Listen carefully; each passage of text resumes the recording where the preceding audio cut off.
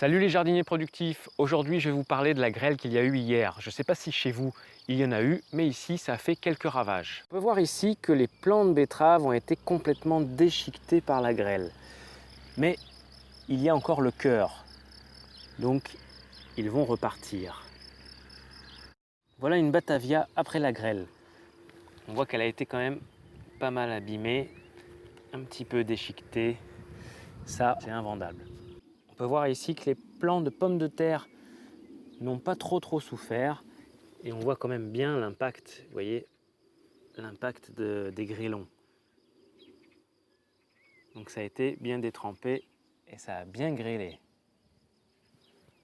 Alors notre maraîcher a une astuce, quand les plants sont déchiquetés comme ceci, il les traite à la prêle.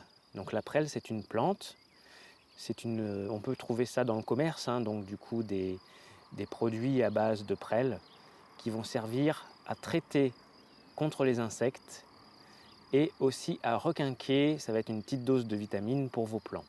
Donc là il va passer ça au pulvérisateur et les plants vont de nouveau être drus. Heureusement nos amis maraîchers ont été réactifs, c'est-à-dire qu'ils ont pu sauver pas mal de plants grâce au voile de forçage. Vous voyez, donc le voile de forçage a été mis dessus les plants rapidement pour les protéger. Si vous n'avez pas de voile de forçage en cas de grêle, vous pouvez toujours utiliser un drap.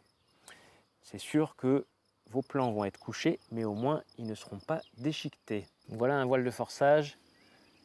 Donc grâce à lui, les choux-fleurs n'ont pas souffert. Voilà les jardiniers productifs. Si vous voyez un nuage de grêle qui approche, n'hésitez pas à sortir vos draps et n'hésitez pas à couvrir vos légumes. Et là, je suis avec Zélie. Zélie, aujourd'hui, elle a 8 ans. Zélie, c'est la fille de Lorenzo et Virginie, les maraîchers chez qui je suis. Toi aussi, tu vas faire des légumes plus tard? Je sais pas, je vais faire des légumes dans mon jardin, mais je vais pas faire des légumes comme papa il fait, je vais faire un autre travail. Pourquoi? Parce que on doit donner à boire régulièrement, on doit faire du tracteur, et moi je sais pas faire du tracteur, on doit faire plein de trucs comme ça et moi je sais pas trop faire. Ah oui, c'est parce que tu sais pas faire, c'est pas parce que c'est trop de travail. Non, et je préfère faire un autre métier.